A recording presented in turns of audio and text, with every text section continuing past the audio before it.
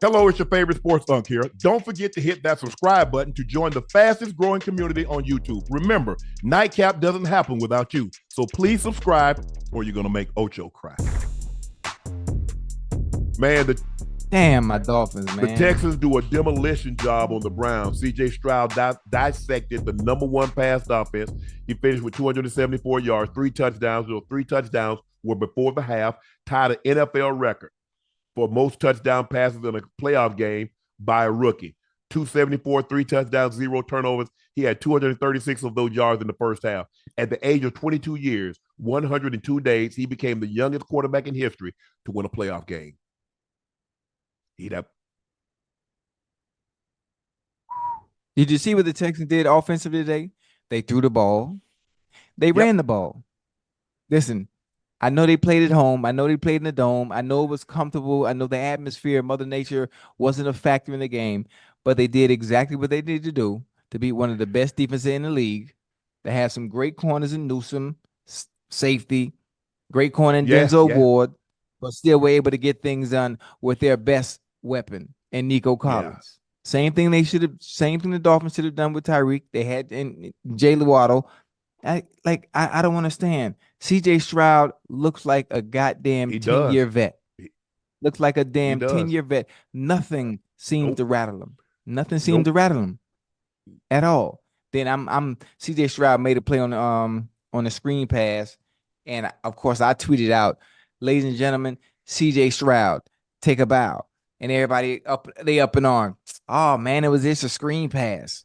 I mean, he didn't do the work. All he did was just throw a screen.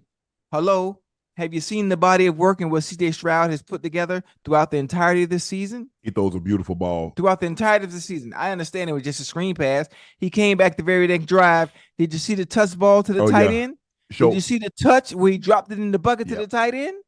Then I had to tweet back again. For all you haters that had something to say, it was just a screen pass. Well, what was that? A handoff. You know, hey, Ocho, you know what we say when the guy dropping in the bucket from 30 yards away. Yeah. Man, he walked that to it. That's a handoff. That's a deep handoff. Easily. Young brother, man, has changed the franchise around in a matter of months. In a matter of months, he's completely changed that franchise around and given the fans in the city of Houston hope from now on for the next 10 years. Sensational. I mean, those slant passes to Nico Collins, that touchdown to Brevin Jordan, who turned on the Jets. He's like, oh, y'all tried to catch me? Hey. He turned on the Jets, hit them bowls on them.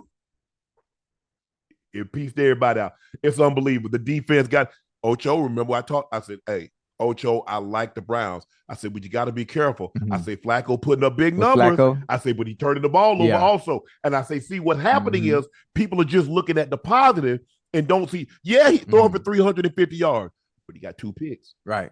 I said, he threw for this many. But I said, okay. He got 10 touchdowns in this many games. Okay, but go into that column over to the right a little further. How many INTs? I say, and come playoff time, you pay double for turnovers. And if you have an issue, it gets exacerbated. So what was Flacco's problem in the regular season? Turnovers. Back-to-back. Game's over. I mean, they got up to a great start, and then the offense bogged down. And, you know, it was a decent game right before the half, but I mean, scored that touchdown right before the half. And then they got the ball, didn't do anything. That was Cleveland's opportunity to try to see that they have something going. And then Flacco throws that pick. They run that back, and then they go for it on 4th down. Great defensive. Hey, know the ball's got to come out quick. He jumps it to the house. Ball game's over. You ain't coming in the playoffs. You give up 2 pick sixes, it's over. It's a wrap. It's a wrap from that. It's a wrap from that point on. Listen, I like what I saw from the Browns. Obviously, defensively, they played well all year long. In a situation like that, with playoffs at stake, you need better consistent play from your quarterback and not putting the ball in harm's way. Obviously, the Browns didn't look like the same Browns they did when they played Houston early in the season. When I think was it Case Keenum? Wait, who was the backup quarterback for the Texans? Yeah, with a different ball game. I tweeted that out also before the game. I tweeted out Who do y'all think? Who y'all got today? Now, mind you, keep in mind now, CJ Stroud didn't play the first game.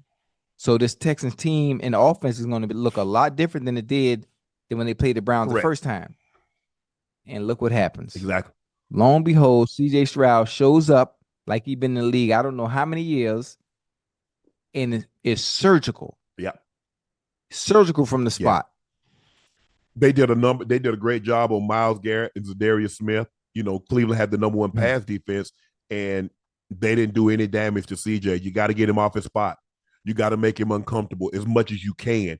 I don't care who the quarterback is. You got to get him off his spot. If you let him do what he normally does, most quarterbacks will pick you apart. And that's from, I don't care how great. Now, the great ones really can find ways to win, even if you get them off their mark. But you got to make it difficult. I mean, you just let him sit back there and throw the ball. He gonna drop it in there like Warren Moon. The ball go up and down. I mean, he's unbelievable. I mean, a perfect tight spiral. I mean, guys catching it in stride.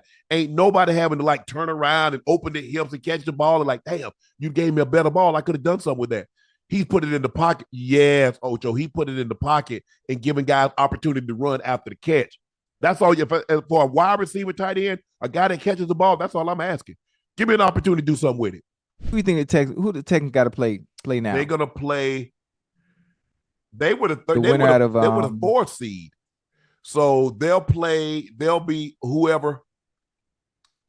They'll play. Not the winner out of Steelers, the lower seed. They will go Baltimore. Oh shit! Ouch. Unless Pittsburgh. If Pittsburgh beats Buffalo. Pittsburgh goes to Baltimore, and then Kansas. And, right. Pittsburgh would go to Baltimore, and then hold on. Yeah, Pittsburgh would go to Baltimore because they're the 7th seed, and then Buffalo would get no. Hold on, Kansas. Yeah, the Bills win. If the Bills win, they play the Chiefs, and then the Texans go to right. That's what happens. If Pittsburgh win, okay, Pittsburgh goes to Baltimore, and then the Texans go to Kansas City. If Buffalo wins, the Texans go to Baltimore, and Kansas City goes to Buffalo. That's what happens. Okay. And the funny thing about it is, with Stroud, I think if they have to face the Chiefs, what we expected or what we needed. I'm not saying expected. Well, obviously we expected as a Dolphin fan. What we wanted to do is what I think CJ Stroud will be able to do.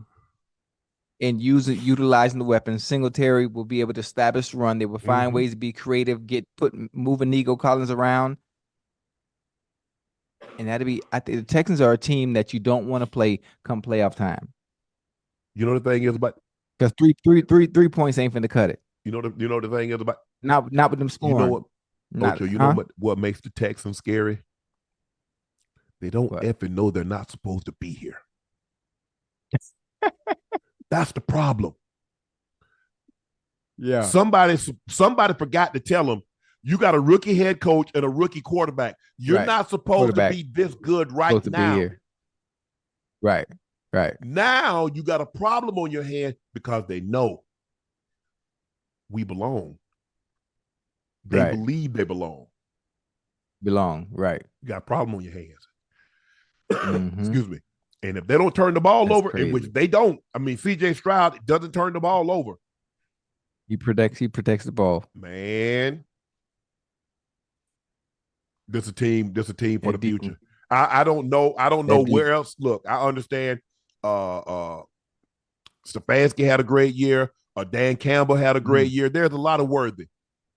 But if DeMeco Ryans is not unanimous coach of the year, right, with a rookie quarterback, and CJ Stroud, like I said, Ocho, we talked about this. We understand Puka broke the records, most catches by a rookie. He broke Jalen Waddle's record. Most receiving yards, Bill Gorman. But it's CJ. CJ's rookie of the year. CJ's Different. rookie of the year. Young Bull, CJ's different. rookie of the year. Oh, yeah. Congratulations to the Texans. 45-14 win over the Browns, proving that this was they're not a fluke. This is not an accident. It's not luck. They belong. They deserve. They earned the right to be in the playoffs, and they earned the victory. Ain't no deserve. At this point in time, you earn it. You don't get it. Deserve what? You earned what you get. They earned this opportunity, and you see what they're capable of doing. This is unbelievable. Congratulations to the Houston Texans. You got a coach, and you got a quarterback. Houston fans, y'all don't have a problem. Y'all don't have a problem in it. Houston, you got a problem. You don't. Houston, Nah, you got solutions. For the next decade. You got solutions.